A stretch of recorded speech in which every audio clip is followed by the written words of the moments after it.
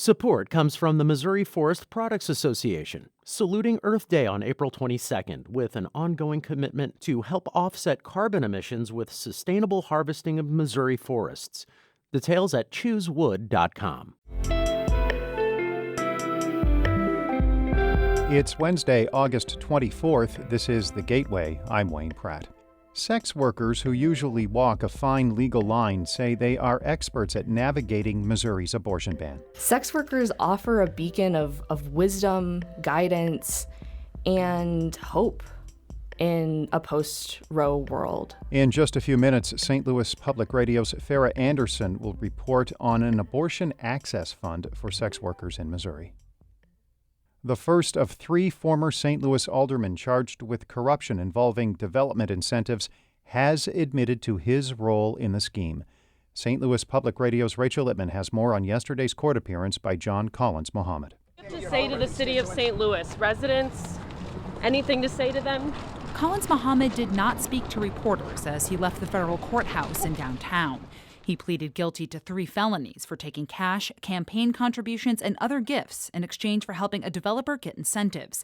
He also admitted that he helped connect the developer with his 2 co-defendants, Lewis Reed and Jeffrey Boyd. As part of the deal, the federal government has agreed not to file any additional charges related to the scheme. Collins Muhammad will be allowed to remain free while awaiting sentencing, which is set for December 6th. Federal guidelines call for anywhere between 2.5 and 4 years in prison. Reed and Boyd are set to plead guilty on Friday. I'm Rachel Littman, St. Louis Public Radio. A local Democratic Party official is the newest member of the St. Louis Board of Aldermen. 22nd Ward Committeewoman Norma Walker defeated her only opponent to fill the ward seat. Turnout was less than 9%. Walker will serve the remaining 8 months of Jeffrey Boyd's term. She will officially join the board when it returns from its summer break next month. Redistricting means Walker will run next year in the new 13th Ward if she seeks re-election. A former U.S. attorney is scrapping his independent campaign for the U.S. Senate. St. Louis Public Radio's Jason Rosenbaum has more about John Wood's departure from the race. Wood was trying to appeal to conservative voters who don't like how the GOP continues to deny that Joe Biden won the 2020 election. He pulled the plug on his campaign on Tuesday, citing the unlikeliness that it would succeed. University of Missouri-St. Louis political science professor Anita Mannion says it was an open question about whether Wood could make an impact, especially since Attorney General Eric Schmitt won the GOP primary. The folks who make the rules about elections are Republicans and Democrats. Thus, it's not easy for someone who's not in one of those 2 parties to win. Schmitt is squaring off against Democrat Trudy Busch Valentine in November. I'm Jason Rosenbaum, St. Louis Public Radio. A St. Louis County Republican is ending his re-election bid and becoming the chief of staff for an incoming state senator. State Representative Bruce Degroat of Chesterfield is withdrawing from the 110th District contest. He's planning to become the chief of staff for State Senator-elect Curtis Trent.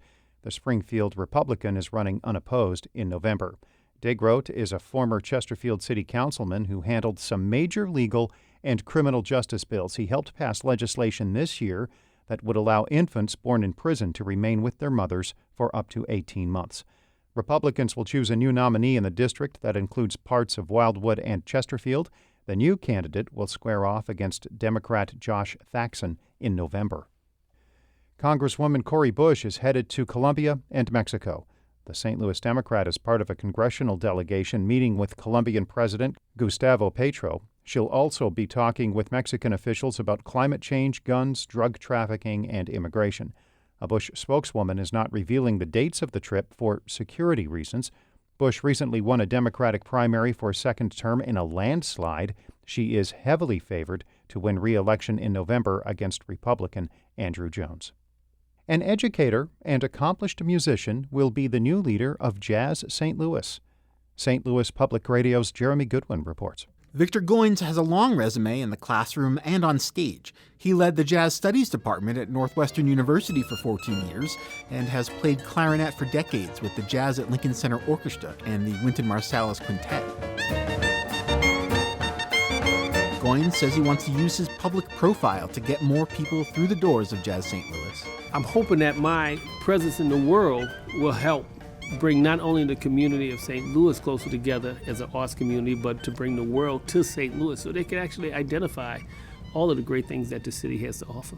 Goins takes the reins in September, but will be on hand to meet and greet at the organization's annual fundraiser October 14th. I'm Jeremy Goodwin, St. Louis Public Radio.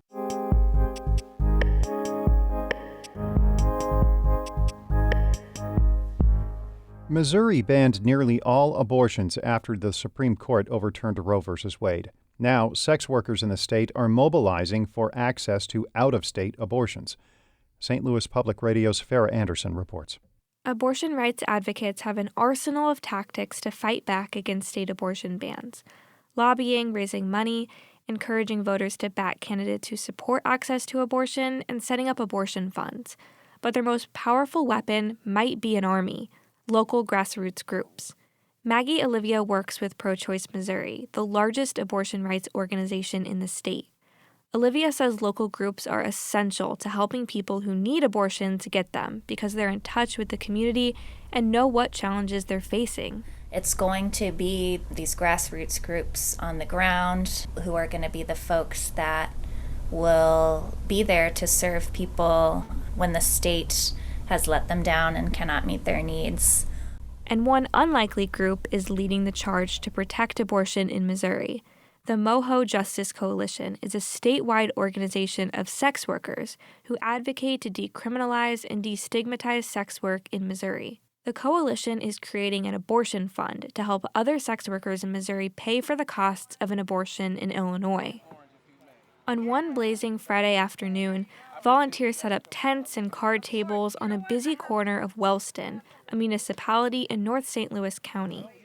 Sex workers Miani Hickman and another, who goes by the name Esmeralda, fill bags with condoms, pregnancy tests, and emergency contraception, which people are happily surprised to find. Do you want some condoms too? Yeah, condoms. Oh, yeah. Oops, yeah. There you go. Esmeralda, who joined the coalition this year, has had 2 abortions. She says she wants others to have the same access to care.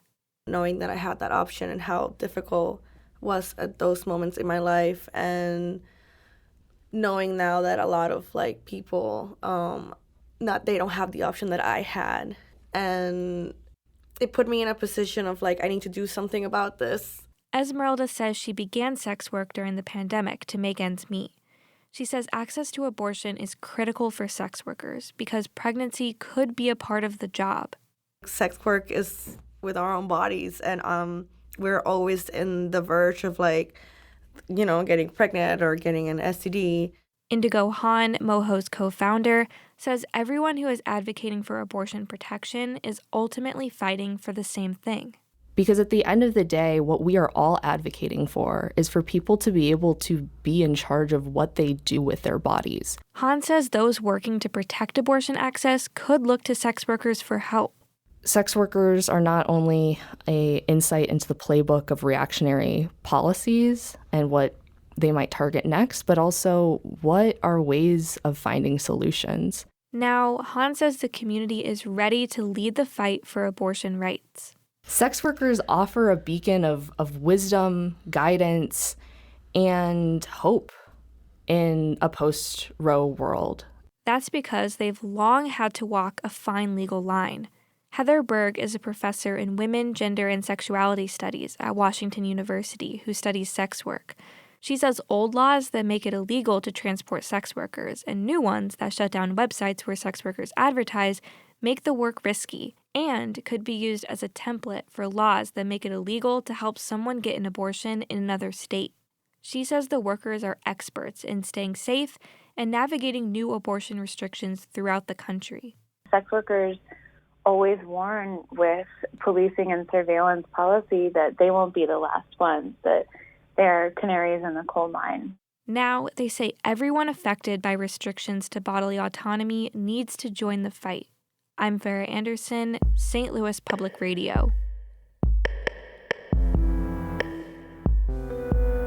Our David Casares edited that report. The Gateway is a production of St. Louis Public Radio, a listener-supported service of the University of Missouri-St. Louis.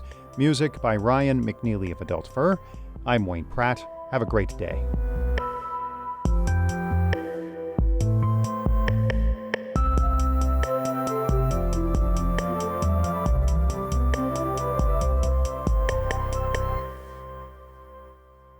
Support comes from the Missouri Forest Products Association, saluting Earth Day on April 22nd with an ongoing commitment to help offset carbon emissions with sustainable harvesting of Missouri forests. Details at choosewood.com.